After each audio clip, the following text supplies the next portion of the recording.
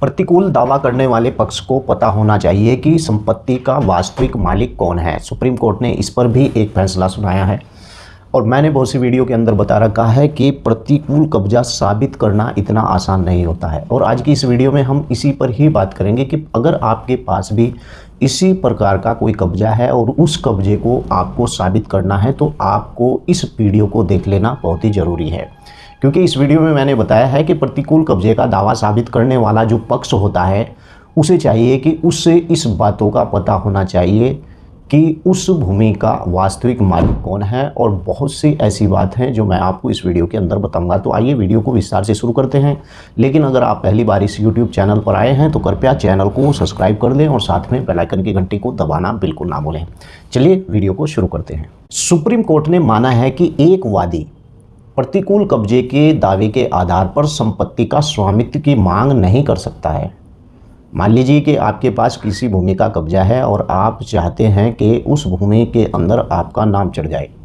भले ही भूमि 50-60 सालों से आपके पास रही है, लेकिन वो भूमि आज भी किसी और के नाम पर बोलती है, लेकिन 50-60 सालों से आपका उस भूमि के ऊपर कब्जा है। तो ऐसी स्थिति में यानी कि कब्जे का दावा के आधार पर यानी संपत्ति का पर स्वामित्व की मांग नहीं कर सकता यदि वह यह साबित करने में विफल हो जाता है कि संपत्ति का वास्तविक मालिक कौन है। इस बात को साबित करना होता है कि जिस संपत्ति के ऊपर आपका कब्जा है, इस संपत्ति का मालिक कौन था। क्या उस व्यक्ति को आपके कब्जे के बारे में पता था या 12 साल से अधिक समय के यानी कि जो कब्जा मूल मालिक है उसे उस कब्जे की जानकारी थी। यदि वादी सामग्री तथ्यों से खुलासा करने में विफल रहता है तो वाद पत्र में संपत्ति पर उसके प्रतिकूल कब्जा साबित करते हुए यानी कि संपत्ति प्रतिकूल कब्जे का लाभ का दावे का हकदार बिल्कुल भी नहीं हो सकता। मतलब मान लीजिए अब आपको इस बात को बताना पड़ेगा कि ये संपत्ति फला व्यक्ति की है और इस संपत्ति का जब मैंने कब्जा लिया तो इस संपत्ति का मालिक यानी कि फला व्यक्ति था और जब मैं इस भूमि के ऊपर कब्जा ले रहा था तो तब इस व्यक्ति को पता था कि मैं इसकी भूमि पर काबिज हूँ, लेकिन इसने 12 साल तक किसी भी प्रकार का मेरे खिलाफ कोई भी न्यायालय में नहीं गया है और मेरे खिलाफ कोई एक्शन नहीं लिया है। एक फैसले में कहा गया है यानी कि सुप्रीम कोर्ट का ये फैसला है कि जब कोई पर्सन यानी कि प्रतिकूल कब्जे का दावा करता है तो उसे पता होना चाहिए कि संपत्ति का वास्तविक मालिक कौन है। यानी कि इस बात को जो है एक फैसले में भी सुप्रीम कोर्ट के आया है और दूसरे दलील में यानी देनी होगी कि मूल मालिक की जानकारी में था कि वह 12 साल से अधिक समय उस पर खुले यानी कि निर्बाध कब्जे में है। उस व्यक्ति के जिसकी वो भूमि है वो दूसरे के कब्जे में है। इस बात का यानी कि साबित करना होगा कि ये भूमि 12 साल से या 20 साल से या 50 साल से मेरे कब्जे में है।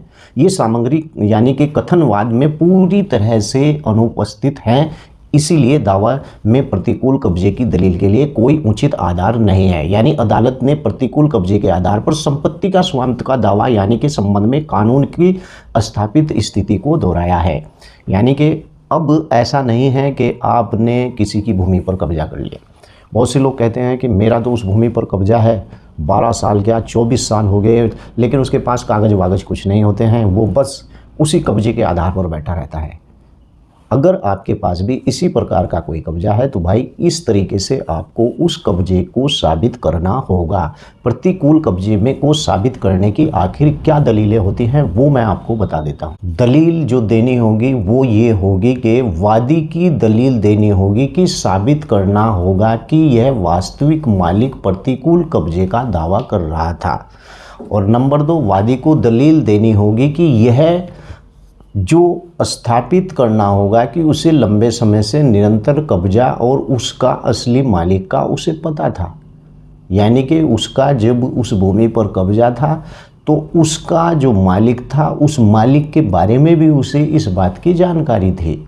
नंबर 3, वादी को यह भी निवेदन करना होगा यानी कि स्थापित करना होगा कि वह कब से वहाँ पर आया और वादी को यह स्थापित करना होगा कि उसका कब्जा खुला यानी निर्बाध था।